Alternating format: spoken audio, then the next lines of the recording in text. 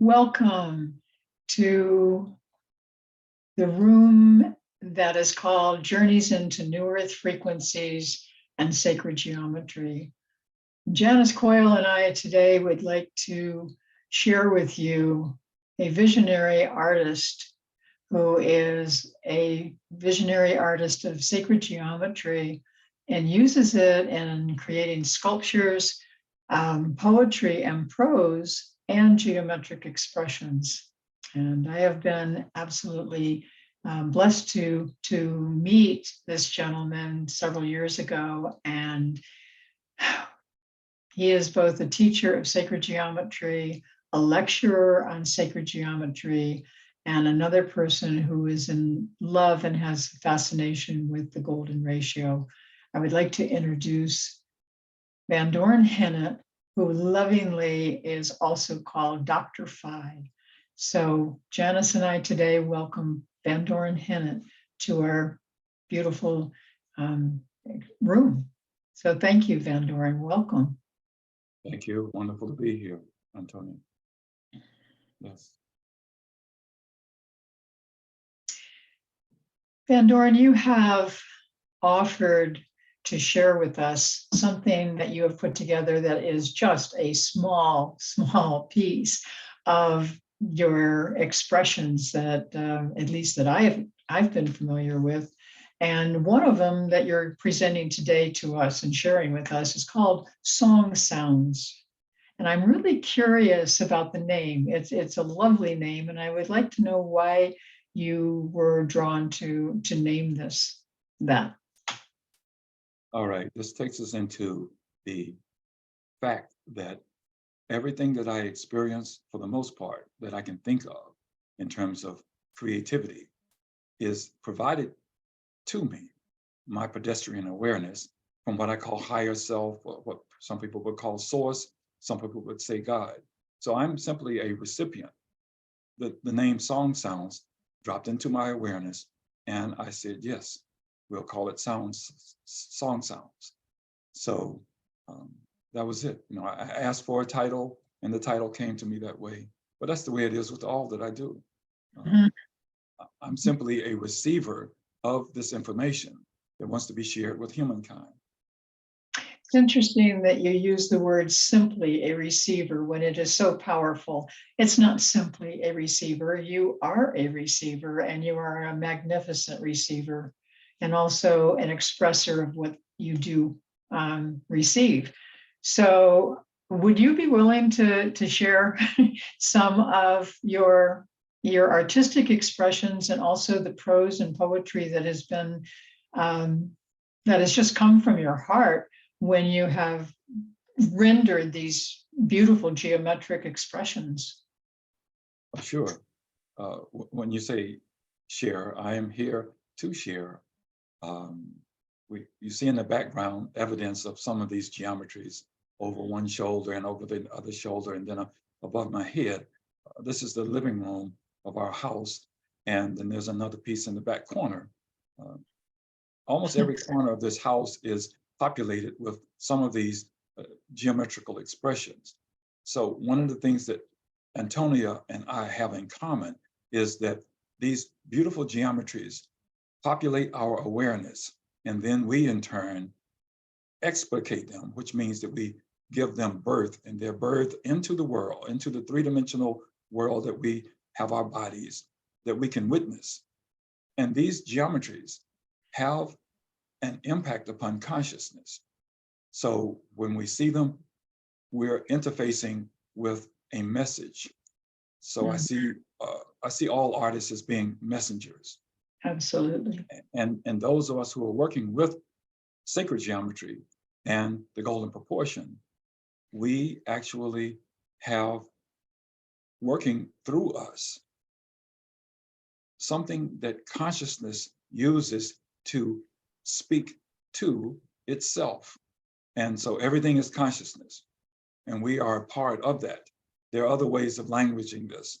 You know, we could call it God, we could call it source, we could call it beingness. There are many words that people use from different ideological vantage points to say the same thing, the all that is, and we could go on, naming ways that we have been conditioned to think about life, the universe, and everything, to use a beautiful phrase that's been used over and over again, one of my favorite phrases. So we're in the video that we're going to share, I will actually talk about sacred geometry and give a definition.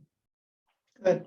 We can introduce right now the idea of what is the golden proportion. Is it appropriate to do that now? Absolutely. Okay, well, and anybody can chime in between the three of us. The way I talk about the golden proportion is that it is a phenomenon that is ubiquitous throughout nature. It is a proportional relationship where you have these two parts, and there are more than two parts, like within the human body. The Vitruvian man that some people are familiar with, and some people are, you can go look it up. Leonardo da Vinci, he actually did demarcations on the drawing that shows the golden proportion. So if you measure from your navel to the top of your head and call that one, and then you measure from your, and you're standing up, and if you measure from your navel to the bottom of your feet, that would be 1.618. So the Western mind has taken this phenomenon and put a label on it saying 1 to 1.618 to 2.618 ad infinitum. So you can keep adding these portions, and the key word is portions of these segments of the golden proportion. And you can go infinitely larger and you can go infinitely smaller. And that in and of itself is a mnemonic progression that has to do with how nature unpacks itself from what is called the implicate order. So now I'm talking over people's heads, I apologize. But nested inside of the dream, the great dream, is this golden proportion, this golden relationship, also known as the divine proportion, also known as the golden proportion, the golden ratio. All of those terms is the same phenomenon. So I'll stop there. Does anyone want to add something? No, that's perfect. I love it. Yeah. Yes. Thank you. How has this shown up? I mean, obviously, it's moving through you. It's obviously a passion, a path, a connection, a communication, a communion. How has this expressed itself in your life? And can you share a little bit about how you just found yourself on this path of sacred geometric expression in so many different art forms? I'll speak poetically and metaphorically and playfully here. I was traveling, and I woke up one day and this information impressed itself upon me. So I was traveling my life's journey, and then one day, all of a sudden, this information about the golden proportion shows up at my doorstep, and I'm speaking poetically and metaphorically here. And it was like a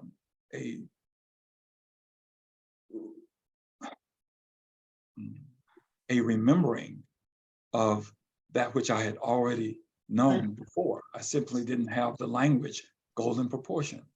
So when you raised your question, Antonia, what came to mind, what popped into my awareness is the fact that this, which we call love, is an unpacking from the heart of the golden ratio, the golden proportion.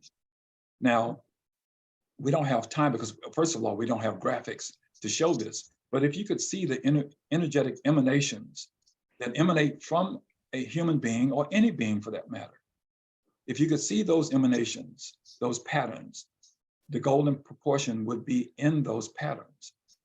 And so what I'm trying to say is that all of the energy that emanates from us is either going to be chaotic or coherent. When it is coherent, Yes. when it is coherent, it is experienced as love. Yes.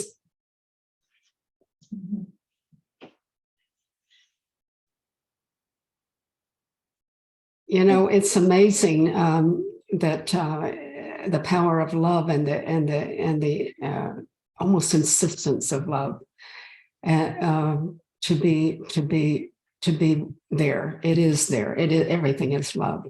And you're saying this so beautifully. Thank you. It is the healing force. Yes. Yes.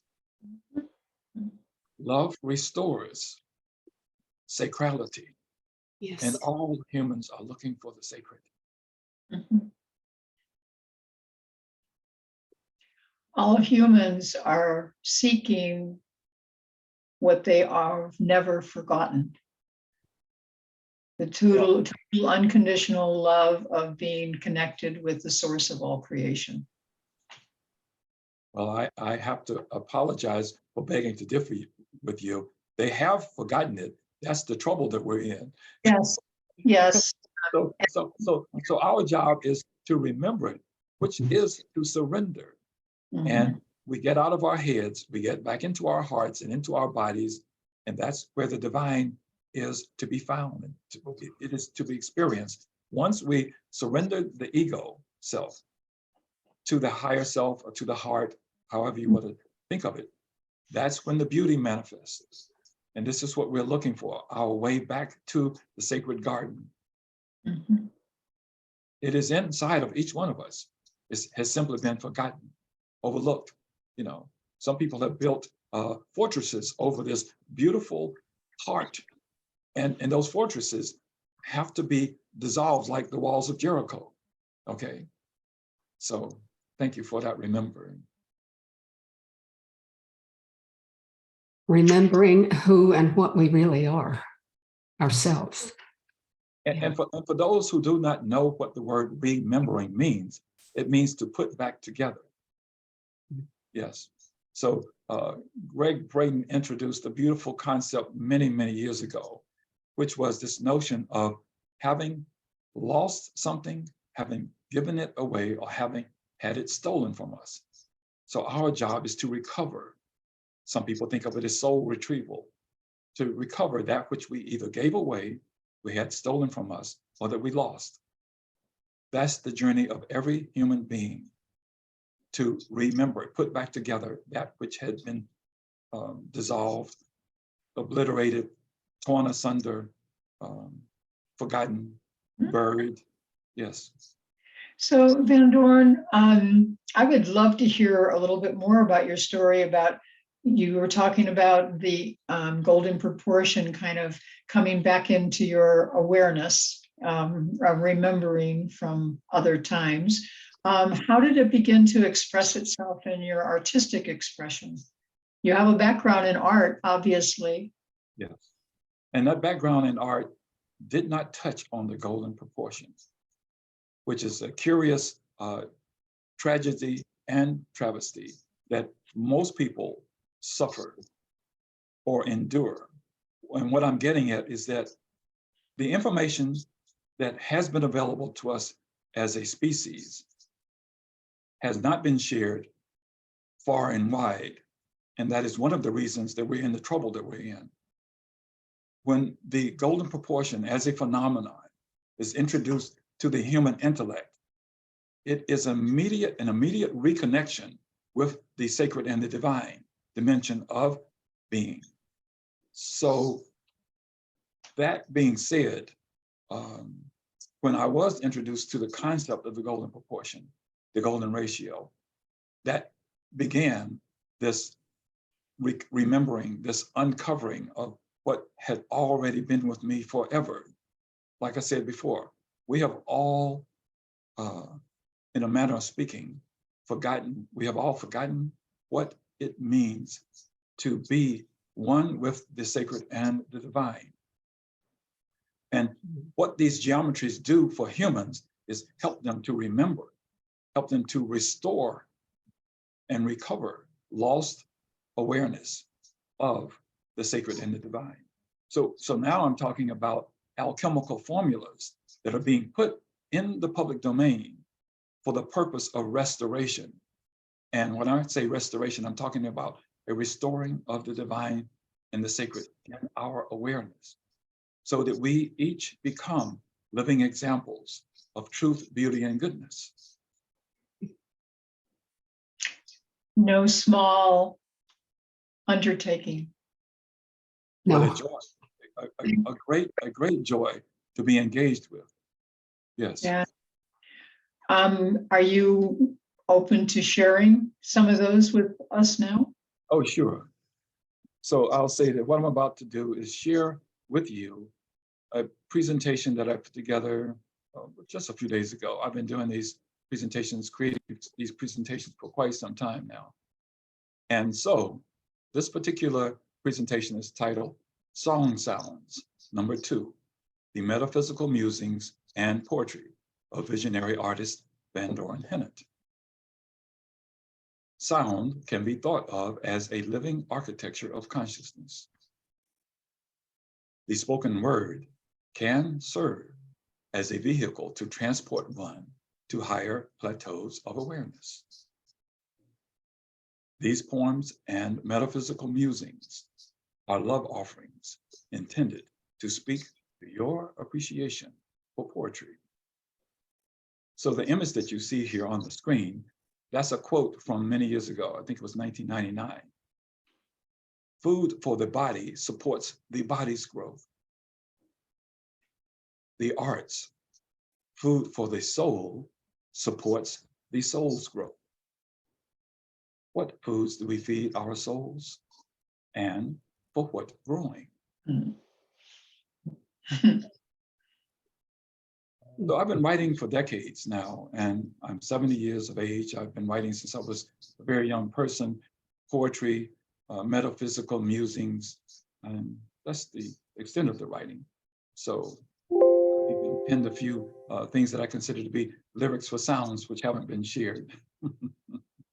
Should I read from the next one? Please do. Okay. Don't worry about saving these songs. Mhm. Life is one continuous string of singing, like pearls strung as a necklace, one next to another, next to another. If one instrument breaks, it doesn't matter. Life's voices are certain to fill those spaces, for we have fallen into the place where everything is music. Beautiful. Can I ask you to mention to the audience that this is your art? This is your expression of sacred geometry and the way it speaks to you, and that you are totally immersed your entire life into expressions like this. Yes, in 1989, I met a man named Robert Lee Powell Sr., who was teaching sacred geometry classes. And he was teaching something called the 12 pages. So I took the class. It was a 2-day process. And then that was when I became this, I don't even know how to say it, this completely inspired individual who did the deepest dive possible into sacred geometry. And so this is one example, this image is one example of my relationship to these ancient teachings that we call sacred geometry. And if you look at the diagram, you'll see a northern a point that represents the north, south, east, and west, those 4 axes. Mm-hmm. And this is titled, I gave this piece the title Light Prism, because it represents the 6 rays plus their sub-rays, which would be the secondary and the tertiary colors, I believe. But this is just one diagram that I think of as an alchemical formula that helps to tap into our memory as human beings of the sacred and the divine. So this is the way I talk about these compositions, as if they are alchemical formulas that are for the purpose of transmutation. And I want to make a small commentary about this particular piece of writing, because at the bottom, I say Vandorn's adaptation from Jalaluddin Rumi's musings. So thanks to Coleman Barks, we have a gigantic repository of information that comes to us from this ancient sage mystic from Persia, who was known as Jalaluddin Rumi. And he had other names, of course. But the point is that Coleman Barks translated so much of this for English-speaking people. And what happened when I came upon Rumi's writings, thanks to Coleman Barks, is I began this correspondence with Rumi, this trans-temporal correspondence with Rumi. So I would read something that Coleman Barks had written, and I would give my response. Now, in the ancient tradition from Rumi's time, that's called zikar, which is a process of sitting with individuals who are in this deep state of meditation, where in music it's called deep listening. It's the same, zikar is the same thing as deep listening in music, when you have musicians who are at the top of their game and they know how to listen to one another and respond accordingly and produce something that is absolutely exquisite. So zikar is like that. So one person speaks and another person responds to what has been spoken. And it's like a conversation that's taking place between however many individuals that are there. It's prayer, it's worship. Mhm. This diagram on the left is actually titled Eye of Illumination, EYE of Illumination. It's just one of many diagrams, but the story behind it is that once upon a time, before we had the electron microscope, 3 individuals who were mystics of sorts had been asked to visually, how do I say this? To do a drawing of what the element gold looks like. And they did a drawing that is very much related to this composition. I'm not saying that it's identical, but when I saw that drawing, I said, it reminds me of this particular composition, Eye of Illumination. Now in living, it is all desire. The fire of love is a flame in mind, body, and heart, dancing itself awake in us, illuminating our paths, lifting our hearts, bringing itself alive now. Mm. Beautiful. That's also called a word form. I gave poems that I create that have a diamond shape, the title word forms. So I've been writing word forms for 15 years or more, and I have a lot of them, and some of them show up in the book. This is one of the 2 pages from the book titled Love, Opera House of the Soul. And it was waiting 35 years to be given birth. It was just birth on my birthday, March the 15th of this year. And now it is available in cyberspace as an ebook or as a printed document. So let's roll to the next one, unless someone has a question. All right. What's on the left is one of my short poems that was written some time ago. We, inhabitants of the well, are never thirsty for more than a sign that the ineffable will suddenly appear and break the water's surface with light. Inside the well, the great mystery slumbers. Awaken now and then. A visitor comes for a drink. We oblige. Sharing is the way. We know to live the now.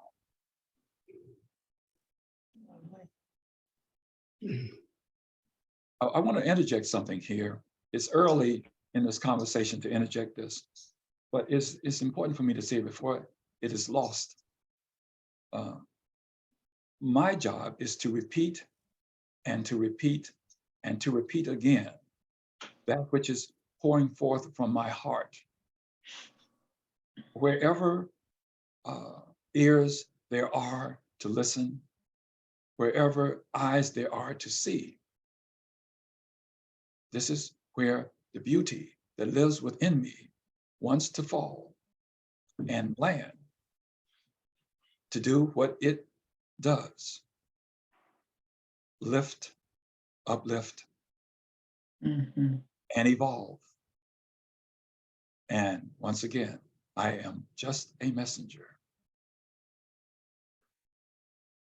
The mystics of old had a habit of saying, it is love that fuels the stars.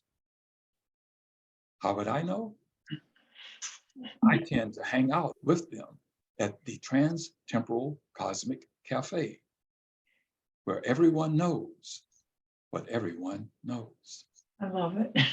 Yes. And that was just written 2 days ago. And Oh, one of the stories about my life walk is that I have fallen into a place where everything is music.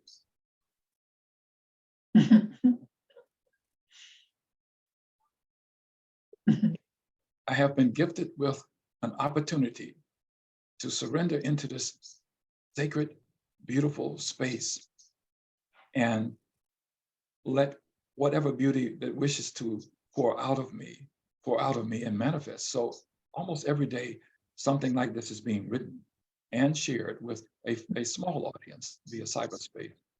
And I'm working to make all of this available to a larger audience. That might require a team, which I haven't yet found, but I'll say that it is coming. we are your team, few new members. And I just want to say that in looking at your art and listening to your words, I got the guidance to open to deep receiving. Open to deep receiving here. And I said that to one of your drawings. It's like it had an energy of its own. I open to deep receiving. Thank you. Yes, thank you. And Janice, I'm going to take us on a sidebar here and tell you about something that happened in 1993. I had a solo exhibition in Atlanta at something called the Hammond's House Galleries. And in 1993, I was 40 years old, I believe. I was born in 53. So correct me if I'm wrong with the math, but from 53 to 93, I think that's 40 years. So I was 40 years of age. And I had the solo exhibition there. And so at the end of the reception, I was giving a slide lecture. And at the end of the slide lecture, a woman at the back of the room said about the very last slide, which was the largest work in the show in the front gallery. These are her exact words. When I saw that painting, I was immediately transported back to when I was coming through the birth canal. So I've had this experience over and over and over and over and over again. The confirmation that these diagrams, these glyphs are sacred formulas that are meant to be experienced by someone, somewhere, sometime. And that someone, somewhere, sometime is none of my business. Right. My job as the messenger is to simply deliver the message. Where and when and how it falls is none of my business and none of my concern. So this diagram, some people may recognize it as being related to the rose window in the Chartres Cathedral. It is related to that sacred diagram. And of course, we are one is a definitive statement which shows up in different works of art that I create. The heart knows what the mind ever longs for. The sweet taste of love remembered. Now, I could have said the sweet taste of love restored, which would have been the same meaning. You can substitute the words that best work for one. But we are on a journey of restoration, and we are being restored to the sacred blueprint that lives inside of our hearts. And that's where the beauty is, to actually see that unfold, to be a part of that unfolding, that restoration, that recovering. Who could ask for more? Yeah. And this one on the left, the words were just written yesterday, and they were put on the diagram. Now, the diagram in the back is a beautiful diagram that one person who is a healthcare practitioner, someone who actually lives in Durham, she saw that diagram minus the words on a computer screen and reported to me that she had a complete restoration of her shoulder, her left shoulder. It was healed spontaneously by looking at that diagram. Now, there are many ways of talking about that. I will call it high magic. Some people are afraid of the word magic because it has a bad rap. But I add the words, and this is the second time I've actually put words on top of this particular diagram. The composition minus the words is titled A Light from Circle Island. And there's a whole lot more story that I could share with that, but I won't. Experience a sense of value and place in the world. Go out and share the beauty that lives in you with others. In doing so, you become one with the essential impulse of life, love. And then the one on the right, I just wrote that, I think last night. This moment now is all there is. Love leads the way. I follow. Yes, wow. Okay, so on the left here, this is from an exhibition that took place in 2014. And the only time that the wall text was ever used for the exhibition that actually went to several universities in North Carolina. Vibrations, frequencies, and the phenomenon of relationship. Works by Vandorn Hinnant. And in the particular text, the wall text, let's read this. It is evident to me that the geometry of life used as a teaching tool is a platform for raising the dormant or latent spirituality in our youth. The best teaching is by example. I dare suggest here that the clearest examples of relationships are to be found in geometry. When we show students with physical examples and through living experiences that the concept of relationship rises out of geometry, they are able to see with their eyes and sense with their minds and hearts. Living, tangible evidence of what the word relationship means. And it is few.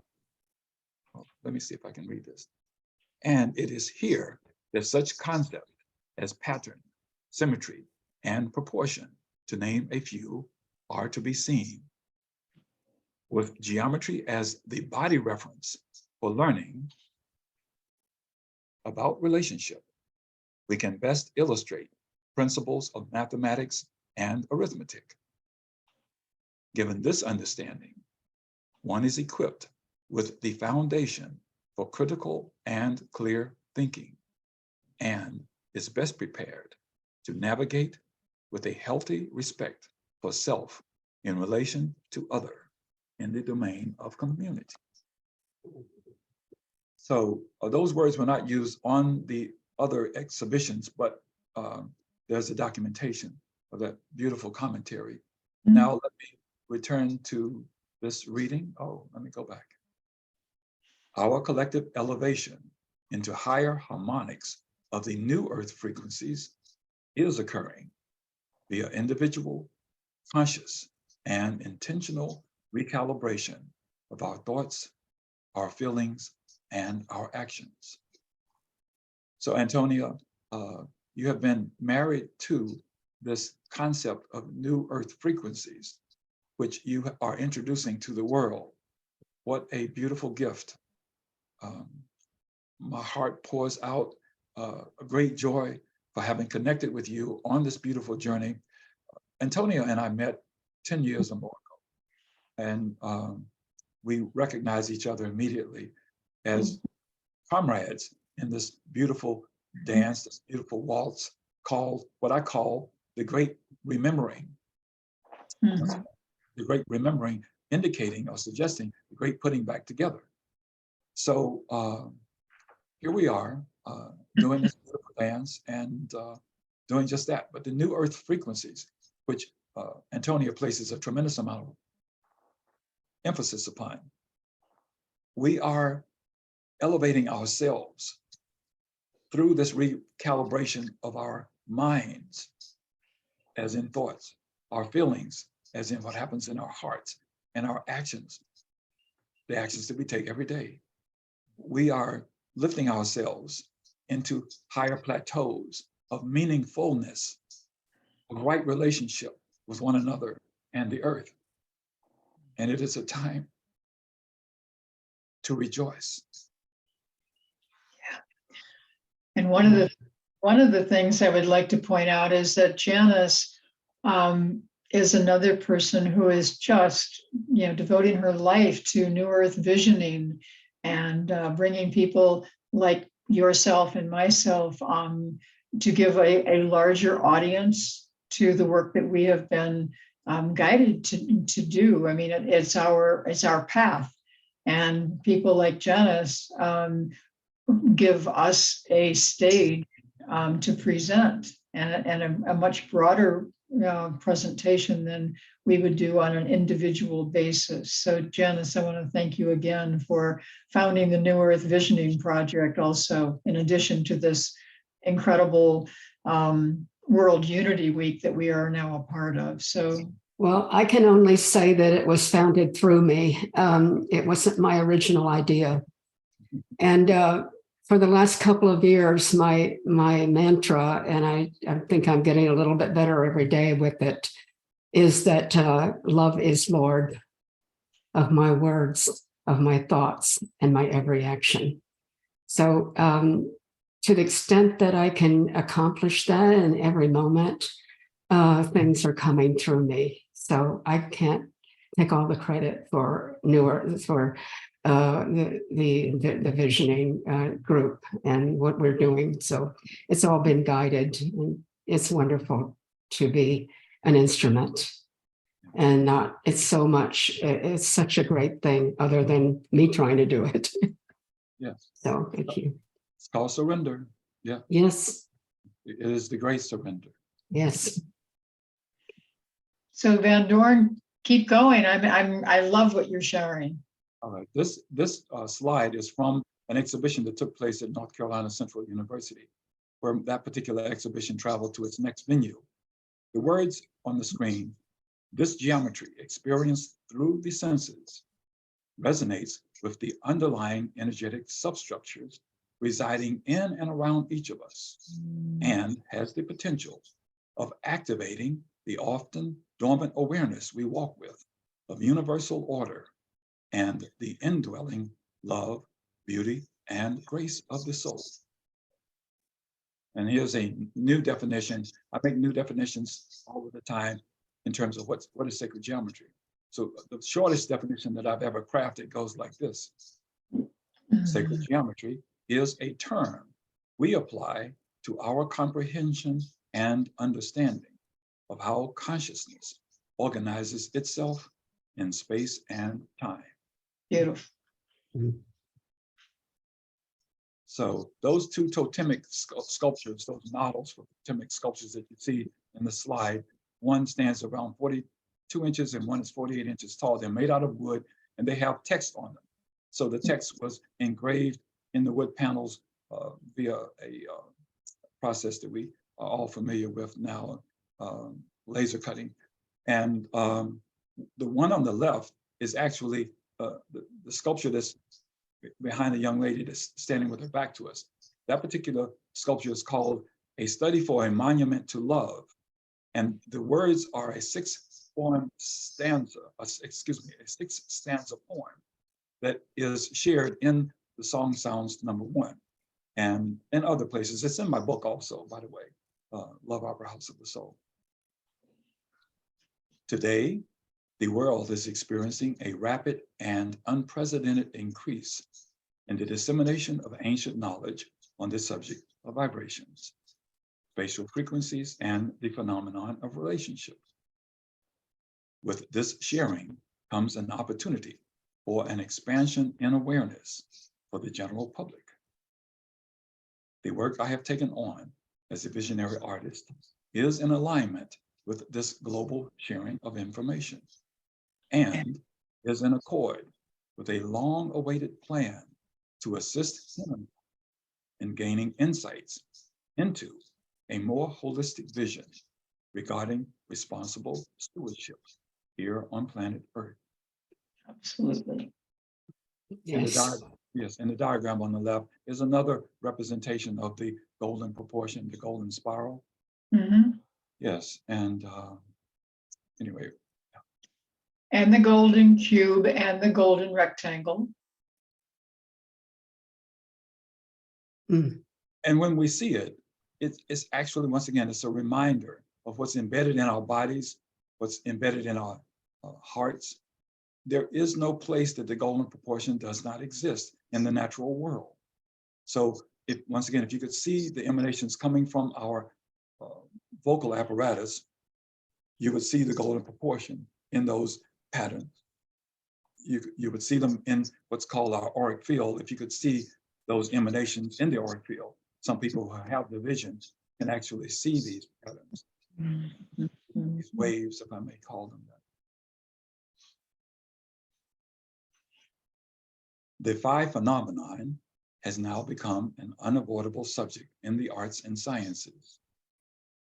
I have dedicated the past quarter century to disclosing, through my art and educational consulting, physical evidence of the efficacy embodied in bodies of ancient knowledge, which have been buried beneath mountains of distracting conversations labeled as. And the word phi, for those who do not know it, the word phi is related to the golden proportion. It basically means that when you see the word phi, it is implying this golden proportion, which is ubiquitous throughout nature. So we see it everywhere we go. It's in the digits of our hands, the smallest bone digit at the tip of our finger. If that digit was, let's say if that digit was the length of 0.618, then the next digit would be 1 inch, and the next digit would be 1.618. And then the next digit, which would be in the palm of the hand, will be 2.618. And so once again, this golden proportion, the phi phenomenon, is ubiquitous throughout the body. It's in every plant, in every animal, in every organism that is alive. It's quite fascinating. Yeah. This work, go ahead. Does someone have a statement, questions?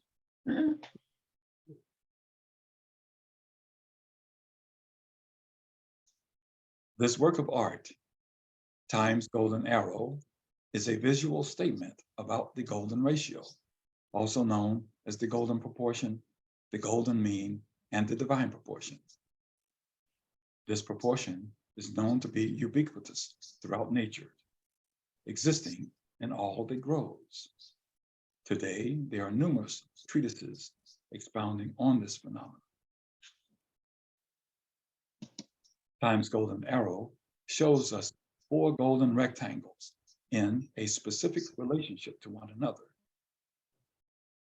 This dynamic creates what can be read as fourfold ratio.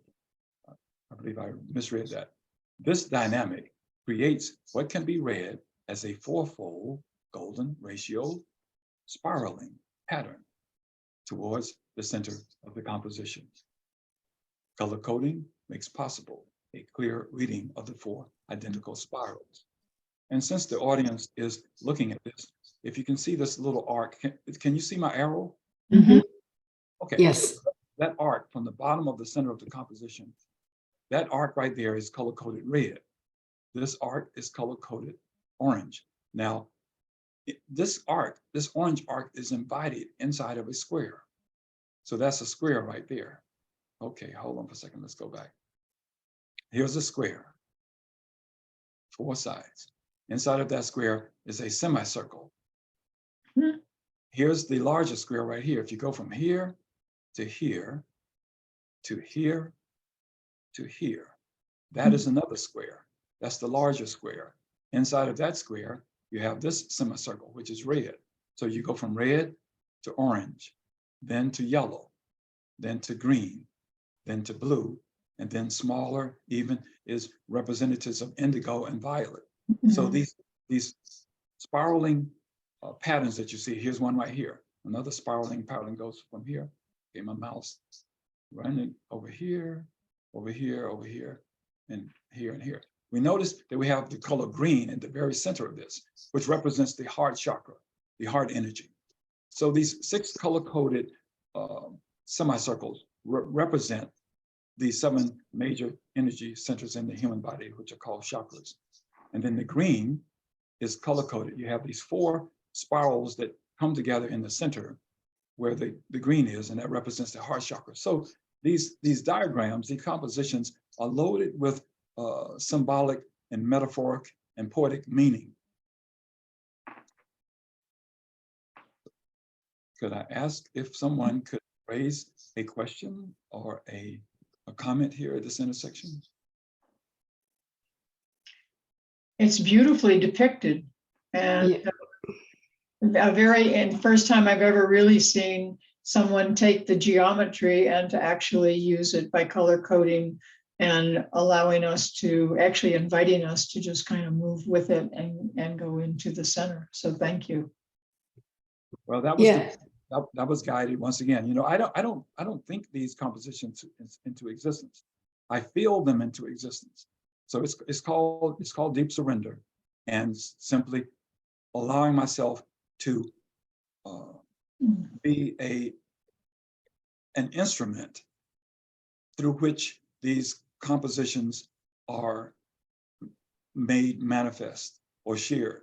So this is higher self speaking to the pedestrian self, or the higher soul speaking to the lower soul. In some cosmological maps, it's talked about the higher soul and the lower soul.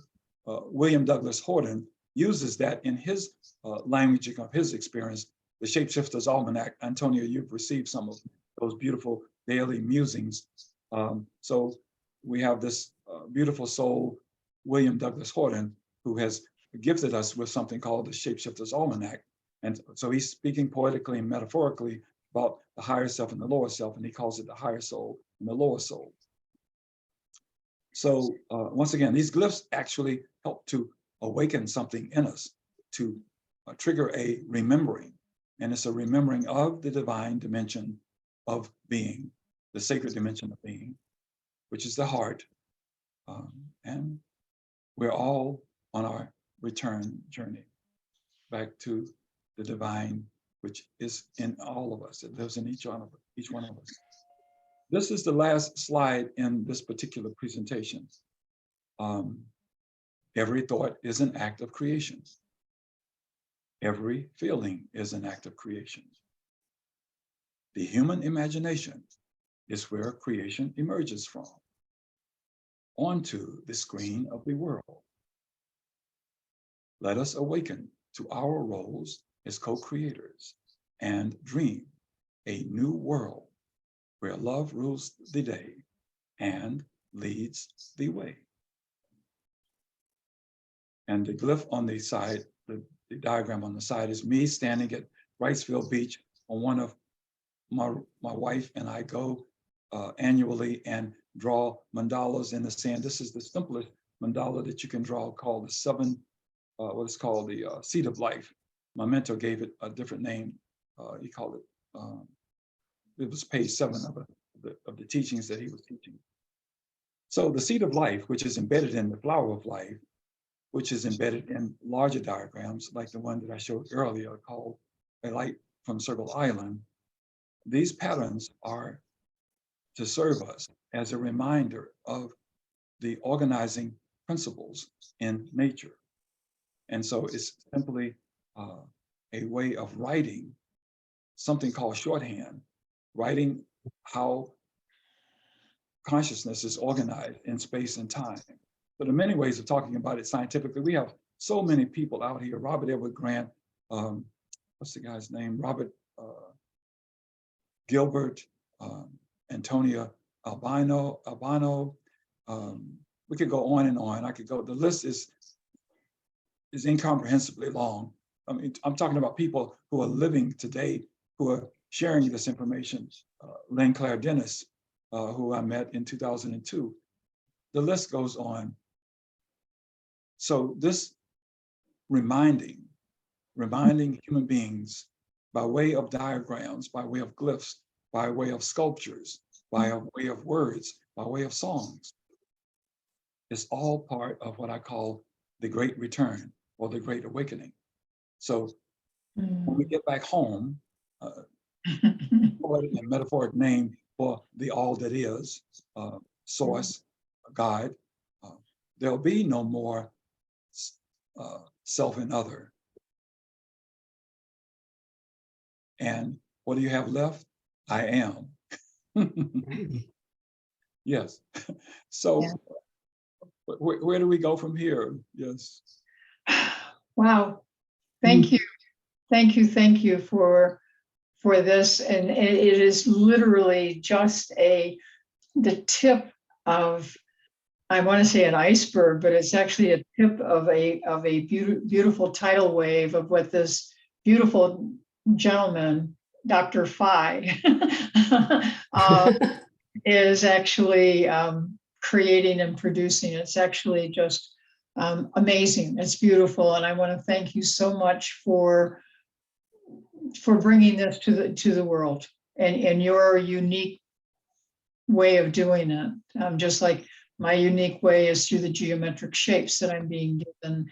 And Janice's way is through, interviewing people and bringing consciousness to it. So I can't thank you enough. I know we are thrilled to have shared time with you today.